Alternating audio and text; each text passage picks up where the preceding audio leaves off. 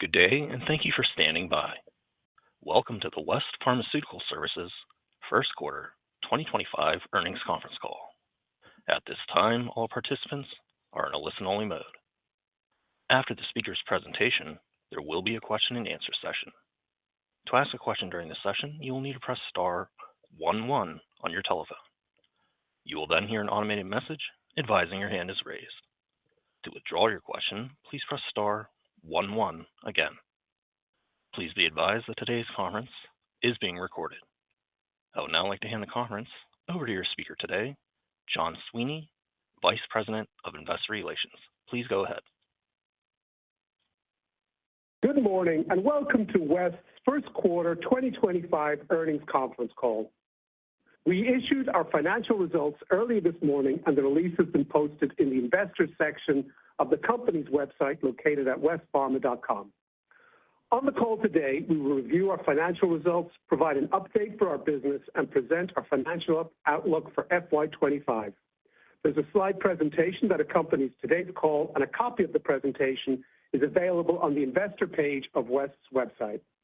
On slide 4, there's a safe harbor statement, and statements made by management on the call and in the accompanying presentation contain forward-looking statements within the meaning of the U.S. federal securities law.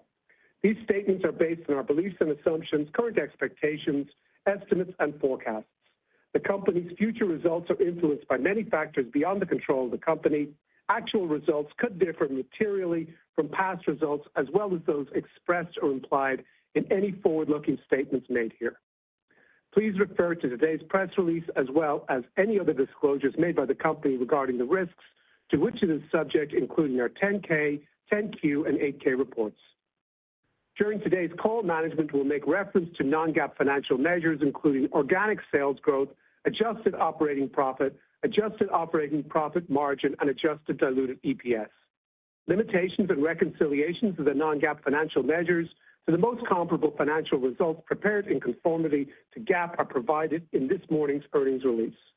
I'll now turn the call over to our CEO, Eric Green. Eric. Thank you, John, and good morning, everyone. Thanks for joining us today. I'll begin today's remarks with our performance in the first quarter. Then I'll provide some context on the trends we are seeing and share how the company is positioned for long-term growth, followed by Bernard's detailed financial review. I will then wrap up with some closing thoughts. Starting on slide 5, I'm pleased to report that we delivered a solid start to the year, as both revenues and adjusted EPS exceeded our expectations. This was largely driven by solid contributions from GLP-1s and a reduced impact from industry-wide destocking. Our results reflect the West team's operating execution in the areas where we maintain competitive advantages and strong customer relationships. Moving to slide 6, our proprietary products business, which includes HVP components, standard products, and HVP delivery devices, was up 0.6%, or up 2.4% on an organic basis. In the past 5 years, HVP components have grown at a CAGR of 13%. And overall, we expect HVP components revenues to grow mid-single digits in 2025, down from our previous expectations of mid to high single digits, a change driven by mix and timing. A key driver of HVP components growth is our ability to capitalize on the significant opportunities in the GLP-1 market. Our HVP GLP-1 elastomer business is performing well, growing to about 7% of total revenues in the first quarter. Furthermore, we continue to make progress with our biologics customers, solidifying our position as the global leader in this space. There are 2 parts to our biologics business that I would like to address individually. First, delivery devices is a small portion of the portfolio within biologics and is a current source of growth as we installed a new production line in Q3 of 2024. However, the growth will reverse in the second half of 2025 when we comp against the significant incentive payments we received in Q3 and Q4 of last year. Then the largest portion of the portfolio within biologics is HVP components, and this has a positive trend. These are pacing negative in the first and second quarters of 2025, a function of tail end destocking. We anticipate that this trend will reverse and expect a high single-digit growth rate in the second half of 2025 for biologics HVP components.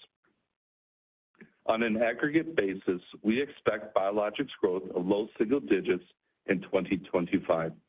We are encouraged with the progress we're making with Annex 1. In Q1, Annex 1 revenues were about 200 basis points of total revenues.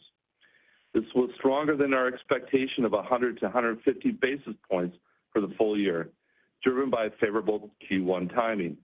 To date, we have approximately 340 Annex 1 projects in various stages with our customers, up from the 280 we mentioned in the last earnings call. Importantly, Annex 1 increases the value proposition of our HVP portfolio with a positive mix shift. Moving on to a discussion of our HVP delivery devices business on slide 7. The growth in this area was driven by a continued volume ramp in SmartDose in the first quarter of 2025. We have a twofold strategy for this area of our business. First, we're working hard to drive significant margin improvement as we move forward. This incorporates driving scale for the business, introducing an automated line later in 2025 to early 2026, and we're working to improve the economics around this business in the near term. Second, we continue to evaluate the best path forward for this business, and all options remain on the table. Finally, standard products were relatively flat year over year. Overall, we are seeing improvement in the proprietary products business, driven by strength in GLP-1s, in line with our expectations in 2025. In our contract manufacturing segment on slide 8, revenue growth in our GLP-1 auto-injector business is offsetting the CGM contract exits. We continue to work towards filling the space and onboarding new contracts as we continue to execute on this business. We believe that for the full year, our investments in GLP-1 facilities will continue to deliver low single-digit growth for this segment. Our goal is to continue growing our contract manufacturing business and move it into drug handling, which we believe will be higher margin and comes with lower capital intensity. In the near term, we are executing on our capital allocation strategy, which involves investing in the overall business to drive future performance, returning capital to shareholders through our stock repurchase program and dividends. Before I turn the call over to Bernard, I'm sure you have seen the press release this morning regarding the executive leadership changes. I know that Bernard's decision was not made lightly, and we appreciate the notes he has given the company in order for us to seek a successor and ensure a smooth transition of his role. Bernard has been an invaluable partner and advisor to me in the entire organization. His contributions and leadership over the past 7 years have been instrumental to our success. He will be missed. We have initiated a search process to identify Bernard's successor, and he has committed to be part of the selection process where his insights will be beneficial. Additionally, I am pleased to highlight an outstanding new addition to our executive leadership team. Shane Campbell is joining us as the Senior Vice President of Chief Proprietary Segment Officer. He comes to us from Carlisle Company, where he served as the Chief Commercial Officer of the construction materials business. As an accomplished leader, including a 20-year career at DuPont, Shane brings extensive global management experience in areas of elastomers, polymers, building materials, chemicals, and packaging. We look forward to working with him and the vast experience he'll bring to West. I'll now hand the call over to Bernard. Bernard? Thank you, Eric, and good morning. I appreciate your kind words. As you know, I really enjoyed our partnership working with the West team, and I am proud of what we have been able to achieve. Now let's review the numbers in more detail. We'll first look at Q1 2025 revenues and profits, where we saw a low single-digit increase in organic sales, an increase in adjusted operating profit, and a reduction in diluted EPS compared to the first quarter of 2024. I will take you through the drivers impacting sales and margin in the quarter, as well as some balance sheet takeaways. And finally, we will provide an update to our guidance. First up, Q1. Our financial results are summarized on slide 9, and the reconciliation of non-U.S. GAAP measures are described in slides 17 to 19. We recorded net sales of $698 million, representing an organic sales increase of 2.1%. Looking at slide 10, proprietary products organic net sales increased 2.4% in the quarter, primarily driven by positive sales price slightly offset by mix. High-value products, which made up 73% of proprietary product sales in the quarter, increased by low single digits, led by customer demand for self-injection device platforms.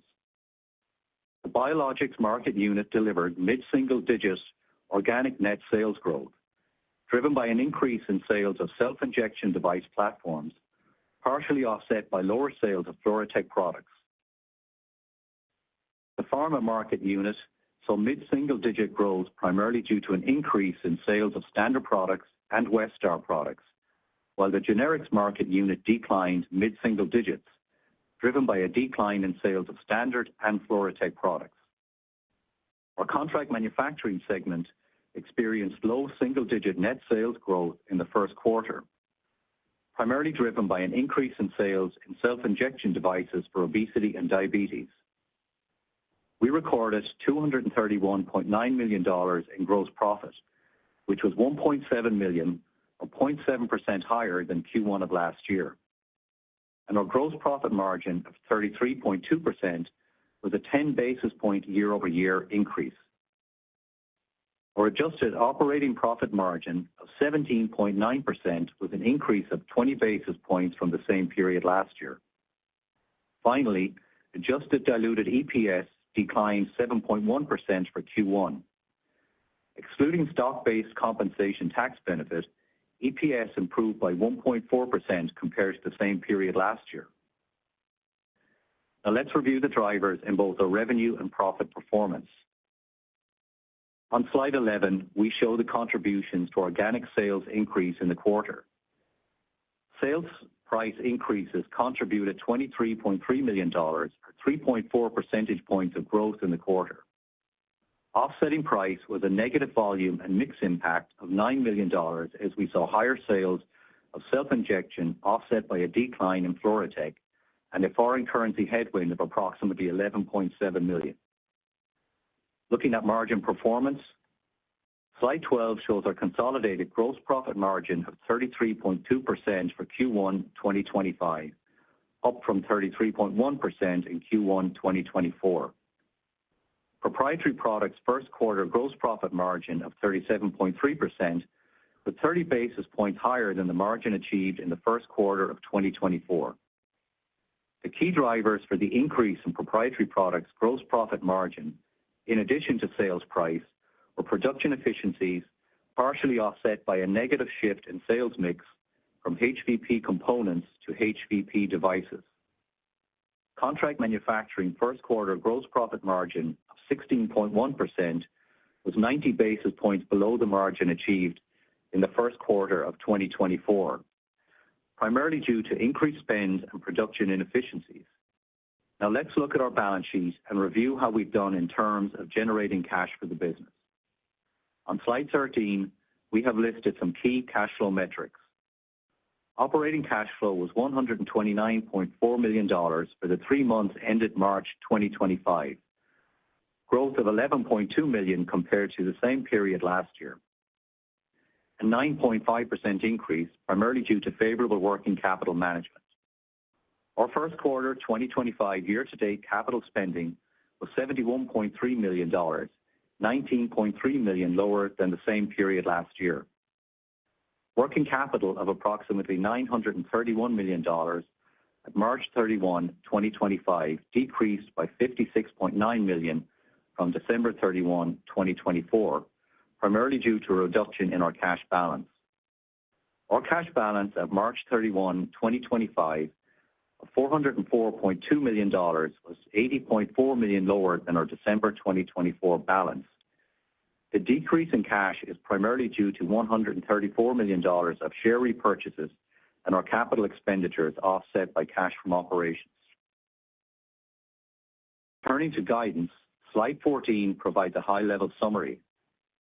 We are increasing our full year 2025 revenue guidance for the impact of foreign currency exchange. We expect net sales in a range of $2.945 to $2.975 billion, compared to prior guidance of $2.875 to $2.905 billion. There is an estimated full year 2025 headwind of approximately $5 million based on current foreign exchange rates. We continue to expect organic sales growth to be approximately 2 to 3%, unchanged from prior guidance. We are increasing our full year 2025 adjusted diluted EPS guidance to a range of $6.15 to $6.35, up from the previous range of $6 to $6.20. Full year 2025 adjusted diluted EPS guidance assumes no impact based on current foreign exchange rates, compared to an FX headwind of 23 cents from prior guidance. The updated guidance also includes EPS of 2 cents associated with first quarter 2025 tax benefits from stock-based compensation. Our guidance excludes future tax benefits from stock-based compensation. Here is our assumption about tariffs in our EPS guidance. Based on the tariffs that have been set, we believe the net impact to our business will be $20 to $25 million for the remaining 3 quarters of 2025. However, there is a lot of uncertainty here, and we appreciate that this number could be more or less depending on retaliatory tariffs and other factors. We continue to monitor the situation, and we are utilizing every available mitigation lever to offset this impact. The tariff headwind is more than offset by the strength we saw in the first quarter, foreign currency improvement, and the first quarter stock comp benefit. We are not currently incorporating any estimate for tariff-related pass-through revenues in our guidance at this point.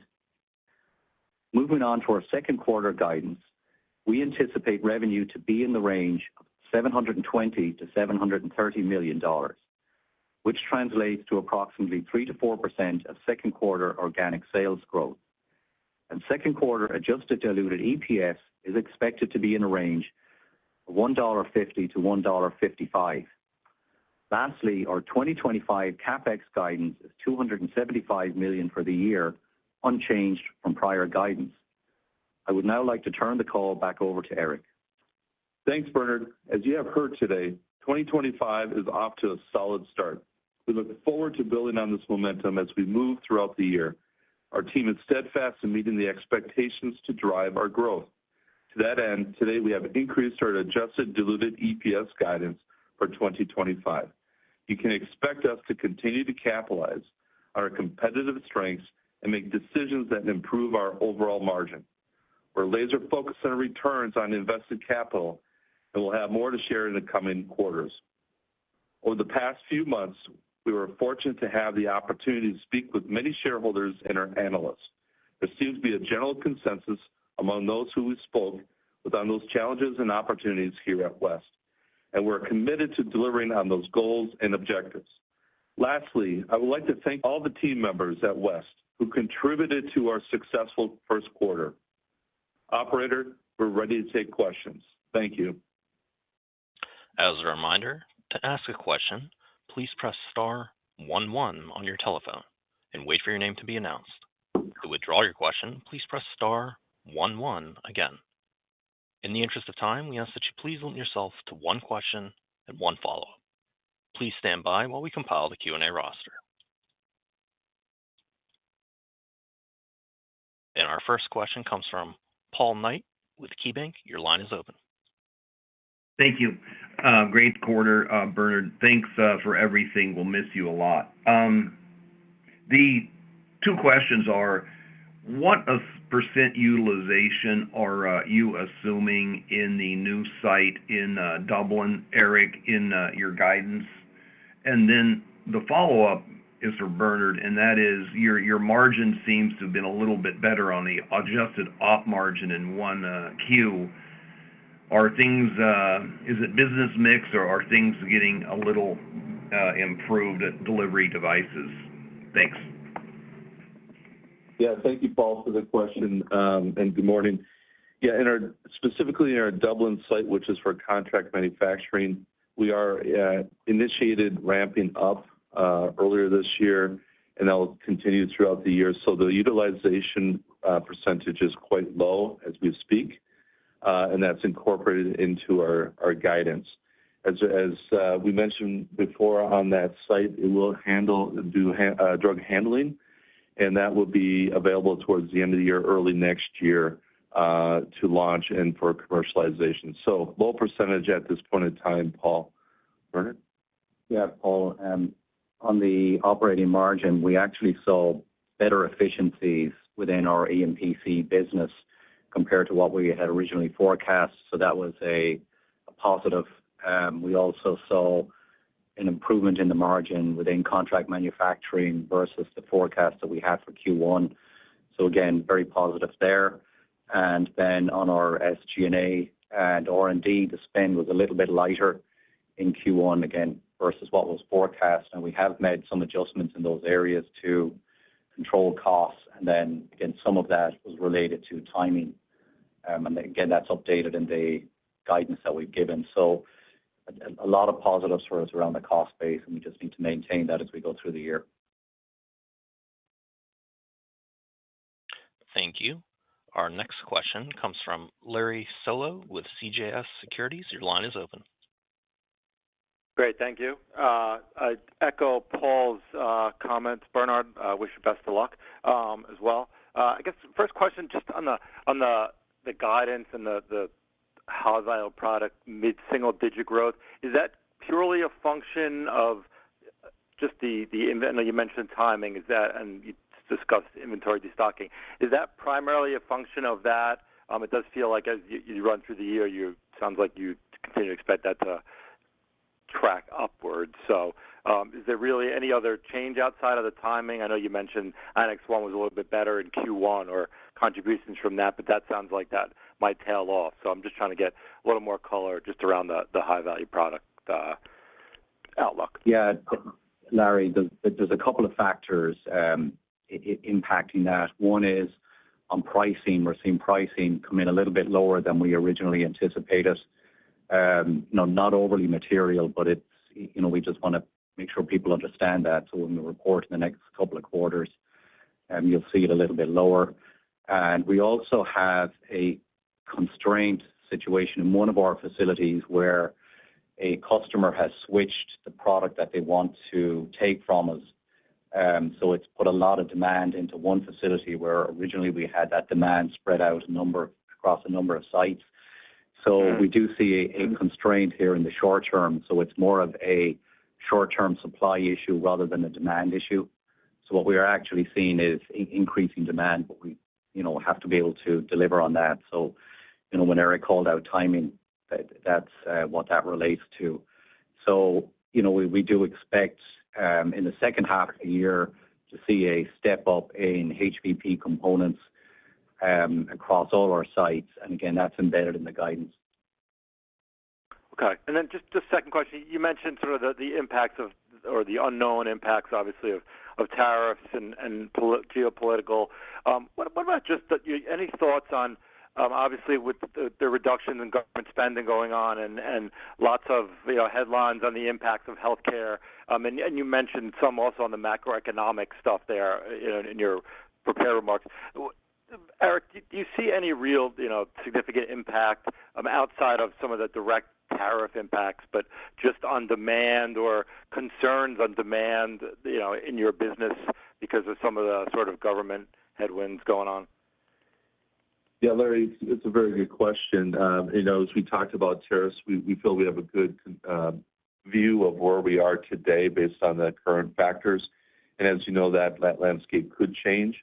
And we do have several programs that we are implementing and have implemented to mitigate those expenses, such as passing on some of the costs to our customers, and also a fortunate part of our business that we created this network of operations across the globe to be able to support more in the region. So regional support, therefore, there's a lot of less cross-border movement of our goods for our customers. While it's not 100% pure, I think this global network that we've created, HVP as an example, a couple of sites in the U.S., a couple of sites in Europe, one in Singapore, gives great leverage to be able to support our customers.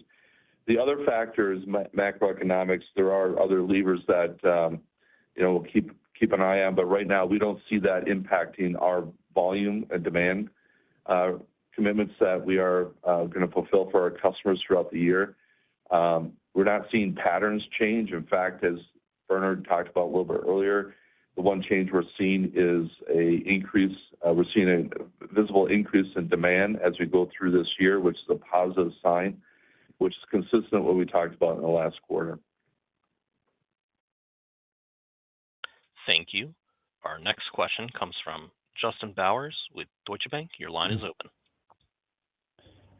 Hi, good morning, everyone. I just wanted to follow up on the last question related to timing and sourcing. So it sounds like that's related to HVP.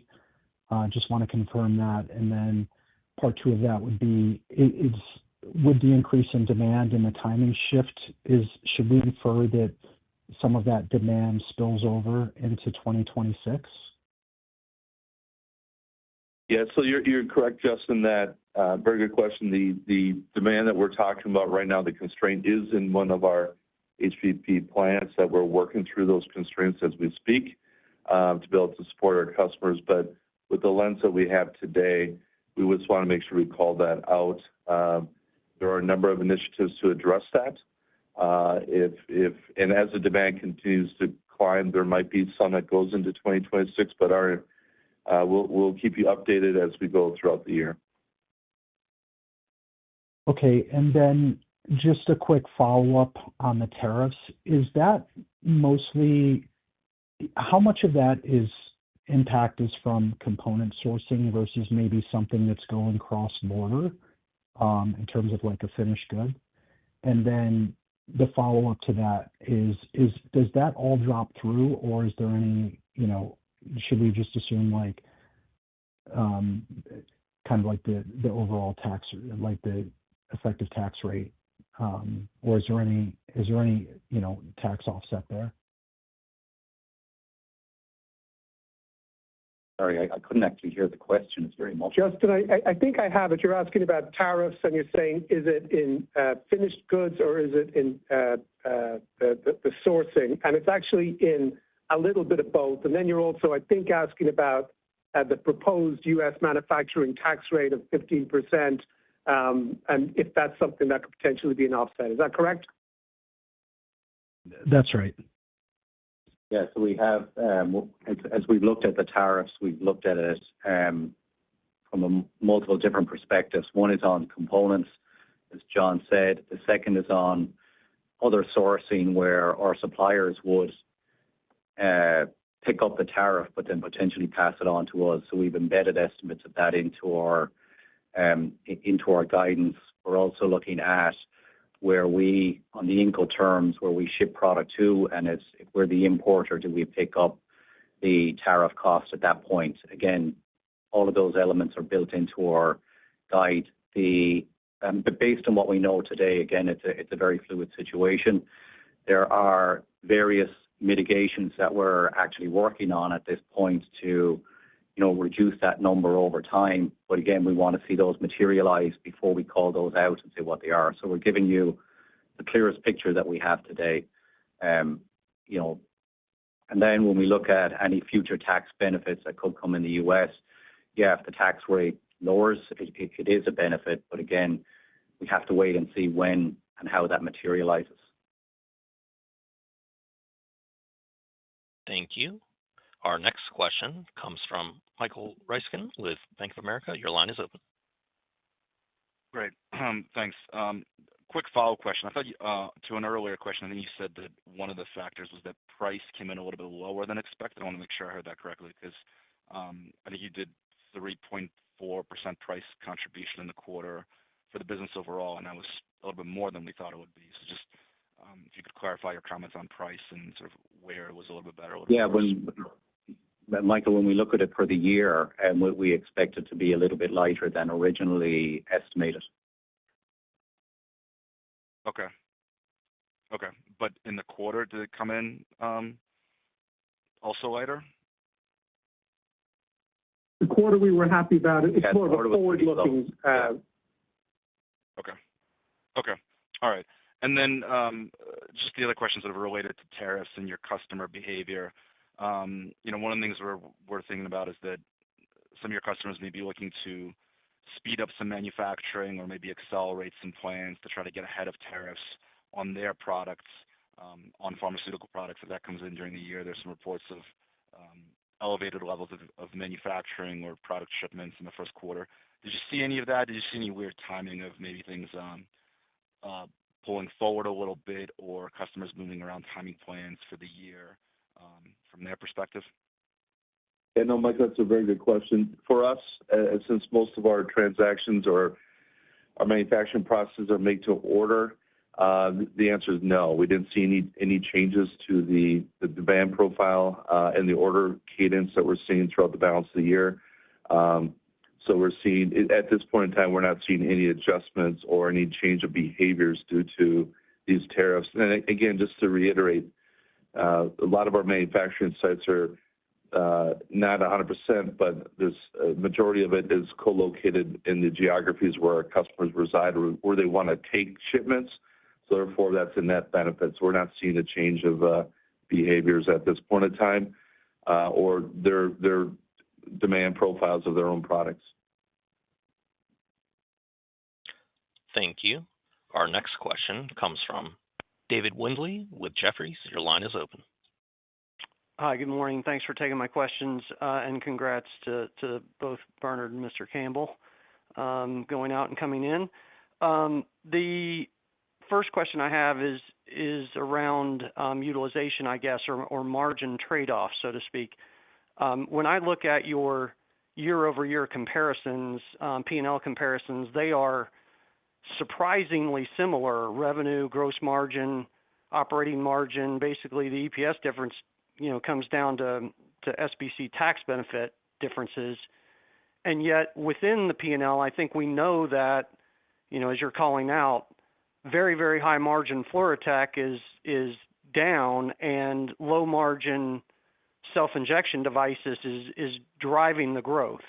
So you have some offsets in there and otherwise that are helping to mitigate that mixed trade-off. And I wondered if you could, explore or better elucidate what some of those things are. And in that, maybe Annex 1 is potentially one of them. And I wondered on that if you could comment what the typical upgrade or step up in economics is that we should think about when a client, goes through one of these Annex 1 projects and moves forward to a change in their component sourcing. Thank you. Yeah, David, I'll take that to start with. On Annex 1, it's not having an overly material impact at the moment. It is growing. As Eric said, the level of interest is, increasing. What we would typically see if we're moving to Annex 1, you're moving from standard type product margin to a HVP, margin, probably a little bit north of our corporate average. So I would say, so it is a pretty significant step up. And then that can vary depending on how far customers want to move up that HVP curve. But, really, when we've been looking at our business and managing the P&L, as we've been moving into 2025 and, looking at the growth challenges that we have been facing and trying to get back to that LRP, there's been a lot of focus on utilization and efficiencies within our manufacturing operations. We're starting to see, positivity there. I called it out earlier, I think, when the question was asked about operating margin improvement, that is one of the key drivers. We're also seeing it across our contract manufacturing business and also looking at our spends within, OpEx. We're seeing, really a lot of control around research and development and SG&A. So it's really managing our P&L on an active basis to make sure that we're able at least maintaining the margin in this period as we transition back to the LRP. Got it. My follow-up, Eric, is for you. The couple of announcements today from a management standpoint seems like you're in the process of perhaps rebuilding your management team on a broader basis. There was a 8K about a chief commercial officer departure and I think some others. So I wondered if you could comment on where that stands and how you're thinking about the leadership team that you need to build for the next, say, 5 years of your company's growth. Thanks. Yeah, David, thanks for the question. I've been fortunate to have a 10-year career here at West. Been to work with some phenomenal people, and there's been a lot of tenure with the leadership team. And there does come times where individuals make decisions to do other next steps of their careers. And for example, Bernard has been a phenomenal partner, and I've said that many of times. But this is an opportunity at this point to continue to, as opportunities present themselves, as bring new leaders into the organization. So I wouldn't characterize it as a change. I would just say there is a natural evolution of leadership over long periods of time, and that's what you're seeing. But again, very, very appreciative of the partnerships I've had over the years. And as we move forward, we'll continue to bring leaders in that have seen where we want to go and be part of that journey. Thank you. Our next question comes from Daniel Markowitz with Evercore ISI. Your line is open. Hey, thank you for taking my questions and congrats on the quarter. So the first one is on Annex 1. I think that's a really exciting part of the bull case for investors, and I appreciate all the disclosures there. They're very helpful. There was better performance in 1Q, and this is now the second quarter in a row with double-digit % sequential project growth. Can you discuss the potential upside you could continue to see from Annex 1 over the coming quarters and years, and if there are any customer anecdotes that would suggest we could see more upside? Thank you. Thank you for the question. It's a very good question. I mean, we're obviously excited about the prospects of Annex 1. As you know, it's an element of a regulatory change that fits well with the thesis of West, particularly on the HVP portfolio. This is what we've been driving for a number of years, and that's been giving us great confidence of future growth and margin expansion. That gives us that mix shift effect that we're looking for. You're right, there has been an increase of number of projects that we have taken on since the last call. We anticipate that to continue to grow. I won't articulate the numbers we're targeting. And Bernard was right to call out earlier, it's not a significant number now. So the way I would characterize this is in twofold. One is, one project isn't always, one customer is not just one project, it could be multiple projects. And it also means that it could be large and small. But the general thesis of moving from a lower margin, lower ASP to a higher ASP, higher margin, because these services and capabilities we're providing and leveraging the existing assets we have in place for HVP processing is a perfect fit of the growth algorithm more long term. And this is not just a 1 or 2 year event, but more long term. And the second area I'll just comment on, it tends to be more around the pharma and the generic space than biologics. As biologics, when they enter into the market, the new molecule, we tend to be already in the mid to high end of our HVP spectrum. So that's how I would kind of characterize it. But it is long term. Initial traction looks strong, in line with our expectations, and the team's very, very much focused on executing this initiative for a number of years ahead.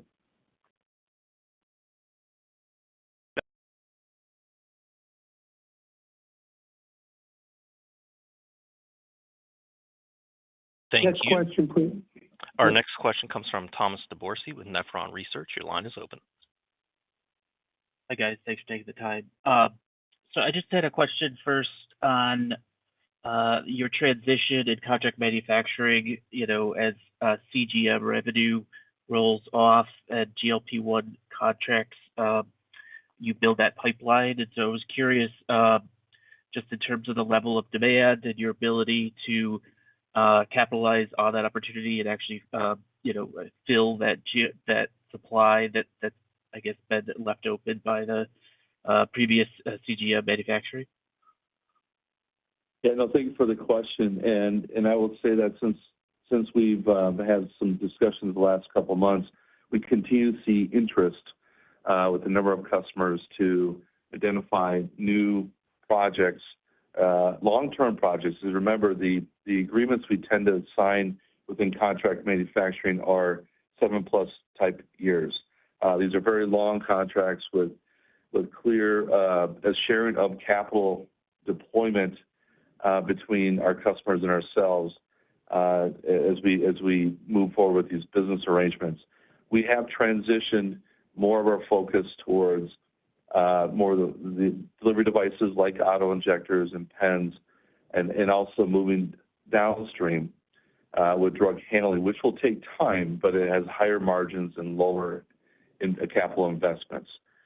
We have engaged with a number of customers, and we're excited about the prospects we have in hand to not just leverage the space that's going to be vacant when the CGM is moved out, but also even future growth. So I think we're positioned well right now. The 2025, we still have ramp-up and GLP-1s in some more ramp-up in Grand Rapids from a utilization perspective. As I mentioned to Paul's question earlier, in Dublin, we're basically starting early this year of manufacturing commercial product, which will take us throughout the year, and then moving into drug handling. And that's pretty typical, 12 to 18 months to get to utilization levels that we're very comfortable with, that is the intended installed capacity. So that gives you kind of a framework where we are with CM. But yes, a lot of interest with our customers, and we will continue to report out as we get more clarity and signed agreements over the next couple of quarters.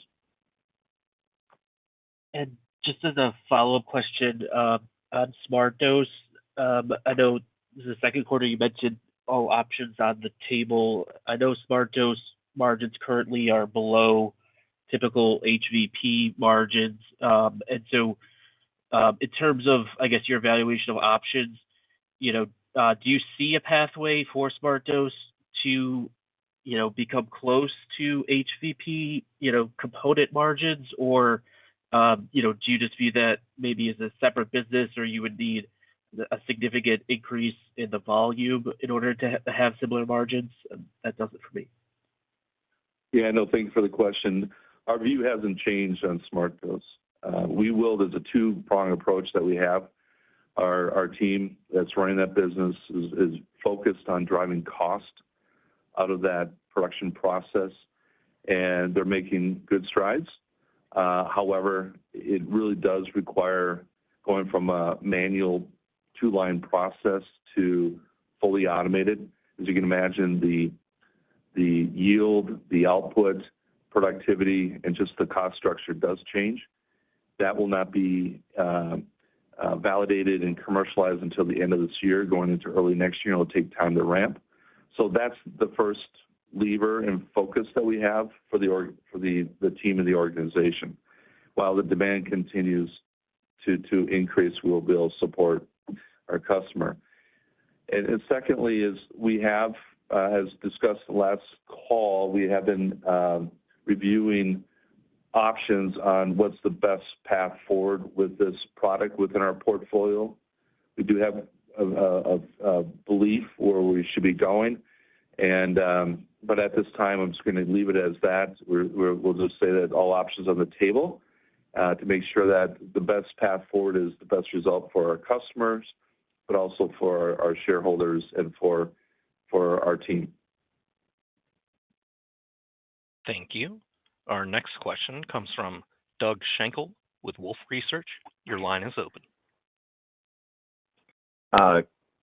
Good morning. And Thank you for taking my questions. I just want to, I guess, take the opportunity to ask a few follow-ups or just, maybe do some cleanup. So, following up on the Smart Dose question, could you share anything in terms of what's the status of discussions pursuant to, getting the price that I think you hoped to get? Essentially, I think you had hoped to turn those incentive payments into, durable pricing. That obviously hasn't happened yet. So what's the status of those discussions? I just want to confirm there's nothing in guidance for pricing benefits related to Smart Dose. So that's the first topic. The second follow-up I want to ask is on tariffs. I just want to confirm there's no pricing or tariff surcharge benefit factored into your new guidance assumptions. And, you talked about, working towards further mitigation efforts. Those, I think, could be amongst those. I just want to make sure those aren't in guidance right now. And then lastly, on operating margin guidance for the year, which I don't think you provided, which is normal, and sorry if I missed that, but it looks like mathematically you're targeting around 19%. I want to make sure I'm in the right neighborhood, and if so, then looking ahead, how far away sitting here today are you from getting back to that? I think it's 23% LRP target. Thank you. Well, I'll try and take those in sequence. So from the Smart Dose, we have not embedded anything in our guidance related to price get at this point. So, if there's anything there, that's upside. So, and then on the tariffs, we've given a net figure. There's a lot of mitigation work that we're doing around customers and looking at passing through some of those tariff charges. Again, not embedded in the guidance at this point until we actually get agreement on that, so we're not overextending ourselves. We're giving you the clearest picture we can. And again, as you'll appreciate, it's a moving target at the moment, given what's happening. So essentially, we're trying to be relatively conservative around the tariff approach. Operating margin, we typically, don't guide, but I don't think you're a million miles away based on the assumption that you've made. And then getting back to the higher operating margin, I think you called out 23%. For us to get back to that margin, we need to be at LRP, and we would, typically be targeting a similar mix profile, compared to what we experienced, I would think, in the early part of destocking in the 2023 timeframe, and that would get us back to that margin. So it's really, getting back to LRP, seeing biologics, getting back to that double-digit growth rate that we've called out in the past, and obviously, growth in Annex 1 and mix shift and GLP-1s. And we are starting to see traction in some of those areas. As we've said, we believe it's going to take some time to transition back to LRP. It's not going to be overnight or a hockey stick, based on what we see today. Thank you. Our next question comes from Mac Etosh with Stephens. Your line is open. Good morning, and thank you for taking my questions. Just a few, but I appreciate the color around 2Q. It seems to be a little bit of outside of what the street was modeling and what I was expecting as well. So maybe can you just discuss how the year's progressing as compared to your internal expectations thus far? And yeah, we'll go from there. Yeah, Mac, thanks for the question. The year is progressing as we anticipated. The one area that we did call out was around the HVP products components, and that was really what Bernard discussed earlier around a little bit lightness in the price, and also we're working through a shift in demand into one particular plant, but it's a near term that we will work through. But in general, we're seeing the trends that we anticipated for the rest of the year. I would say, to be clear on biologics, as I mentioned, there's two elements to that. And what you're going to see, especially with HVP, is that in the back half of the year, the reason why we're calling out strong high single digits on HVP components is because that's when we see the biologics continue to escalate based on the demand that we're seeing with our customers. And then the offset of that a little bit is in the biologic spaces around this smart dose we called out, where the incentives that we had in Q2 and Q3 of last year Q3 and Q4, thank you, aren't planned to be repeating at the end of this year. So that kind of gives you perspective, but really consistent as we discussed a couple months ago. Got it. And given the costs associated with the restructuring, it appears you may have already accounted for this and the investments in R&D and SG&A with your original guidance. But is it fair to assume these costs will not reoccur? And secondly, what all does the restructuring entail? Yeah, the costs, like once the costs are out, they're not going to reoccur. And then we have, some various smaller levels of consolidation at some of our sites. And most of that restructuring work is done at this point. And the cost savings that come from that are embedded in the guidance. Thank you. Our next question comes from Patrick Donnelly with Citi. Your line is open. Hey, guys. Thanks for taking the questions. Maybe another one on the high-value components piece. Certainly appreciate that shift in demand to the one plant you talked about. Just curious, in terms of the ramp, what are you guys seeing on the order front? Just wondering on the visibility, if you're continuing to see the orders improve, destocking lift, and just the confidence in that second half ramp, given, again, some of the stuff seems temporary. So just wanted to talk through the order trends there. Yeah, Patrick, very good question. Good morning. Yes to both of those elements. On the destocking, it's consistent with what we anticipated throughout the year. Obviously, pharma has subsided. We're comfortable in the pharma. In the biologics, we commented that a while back there will be, destocking continue the first part of 2025. But as I just mentioned earlier, that we'll see a ramp up in the second half, and the demand profile based on orders that we're receiving supports that statement. And then generics will persist throughout 2025. But again, no change to what we discussed before on the destocking side. So the order patterns we're feeling good about the demand, and it's consistent to what we anticipated and guided, that it will be a sequential improvement as we go throughout the year. And then, I'm not going to give guidance going forward, but it's a favorable view that we see today on the order patterns. Okay, that's helpful. And then maybe one for Bernard, just following up on Doug's question on the pricing. It sounds like you guys are working with customers to pass through some of the pricing on the tariff piece. Can you talk about how those conversations are going? And then it doesn't sound like it's embedded in the guide, at least on the revenue side. So what would the impact be if you did pass along some of this pricing? It feels like maybe the offset is built into the P&L, but not the revenue. I just want to make sure we're understanding that appropriately. Thank you, guys. Yeah, the offsets, there are additional offsets here that we are working on that are not embedded in the P&L today. At this point, given that it's a very fluid situation, I'm not prepared really to give a number on that until we get a clear line of sight as to what that would be, an agreement with our customers. What I would say is, based on how we've been able to guide tariffs and assess it, we believe there are mitigation factors on a number of different levels that we can work through, over the next number of months to help mitigate some of that number.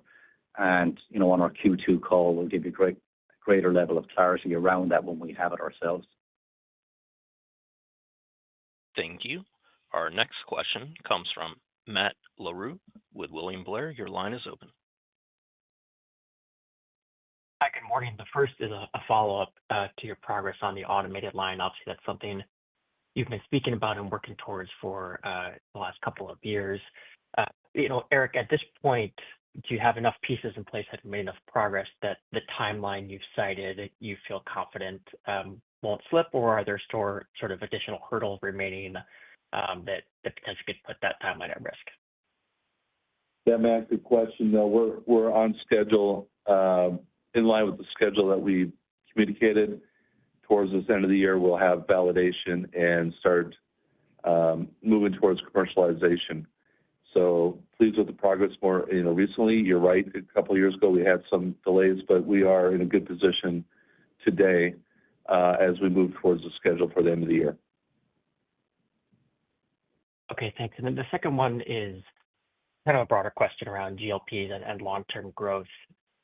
Obviously, as you are emerging from this period of destocking and hopefully getting back to longer-term growth, relative to perhaps a couple of years ago, GLPs as a percentage of revenue, and I'm thinking just on the component side, not even factoring in contract manufacturing, it's a bigger piece of the revenue book. And maybe 18 months ago, the consensus would have been growth accretive. And perhaps with the Lilly oral readout and others coming, maybe there's some debate as to whether it might be growth dilutive. So just curious how you're thinking about GLP growth in the future, what you're hearing from customers, including those that may have molecules delivered both using your products and potentially oral. And then beyond GLPs, thinking more broadly on the products and the category you play in, whether you still feel confident in the longer-term growth plan that you've outlined. Yeah, Matt, that's a great question. And I know there's some recent news that stimulated more conversations about oral. But let me step back a moment to simply say the benefit that the position where we are in the market right now with our HVP portfolio and how we're able to support multiple customers, a very diverse portfolio of customers, very diverse portfolio of which type of molecules we're touching in regards to our primary containment and delivery devices. So while GLP-1s is a fast-growing area, we still are excited about other areas of the business too as we continue to see new drug launches. And I'm very pleased with the results of the Q1 with the approvals that we've seen and what we're participating on. So to answer your question directly, though, in the GLP-1s, we have been in discussions with our customers for a long period of time in regards to oral versus injectables. And in our position, I'd rather have our customers talk about how they see the market shifting. But when we modeled our investments, when we modeled our forecast, we took that in consideration of these various inputs of the potential impact of orals. We do still believe the majority of the delivery of GLP-1s in the future will continue to be injectables. However, there will be a space one day in regards to oral, and I would say our customers are in a better position to say that. But we're positioned well. What's really good about the GLP-1 growth for us is the assets we put in for COVID are fungible for GLP-1s. We think about HVP processing, the washing, the sterilization, and et cetera, in our HVP plants. So we're leveraging existing assets. And again, as I said, we modeled our future growth based on some assumptions of a shared market between injectables and oral. Thank you. Our next question comes from Kyle Crews with UBS. Your line is open. Hey, thank you for taking questions. With regards to the updated adjusted EPS guide, if you walk through the FX adjustment, tax benefit, and the tariff headwind, it seems like the core EPS was increased by an implied 15 cents. Is that a result of the restructuring efforts? And then secondly, could you talk to the incremental opportunity you see from drug handling and attempt to size it? Thank you. On the guidance, not specifically or around restructuring, we did see an improvement in efficiencies and profitability across a number of our businesses. Our proprietary business, we saw improvements in contract manufacturing. So the beat was really operationally driven. And so we passed on a certain amount of that beat. And then there's an element regarding timing on some spend, particularly around R&D and SG&A, that we expect to move into future quarters. But really, it's business performance rather than restructuring.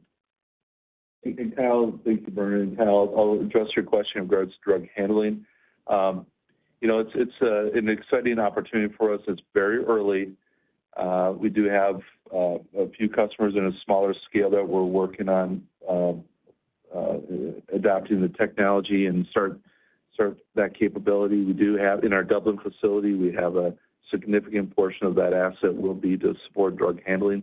So it's early for us, but what's exciting about for us at West is just the continuum of downstream. And it just shows you the confidence of our existing customers have with us, and not just providing the components or the devices for their drug molecules, but also now handling some of the drug handling and then going into the market. So it's early. We'll update you as we go forward. We're excited about the prospect. It's leveraging our competencies. It's leveraging our existing customers, and it's just a continuum of what we do today in the marketplace. Thank you. I'm showing no further questions at this time. I would now like to turn it back to John Sweeney for closing remarks. Thank you so much for joining us today on the call. An online archive of the broadcast is available on our website at westpharma.com in the Investor Relations section. Additionally, you can access a replay for 30 days following the presentation by using the dial-in numbers and the conference IDs provided at the end of today's earnings release. That concludes the call. Thank you. Have a great day. This concludes today's conference call. Thank you for participating. You may now disconnect.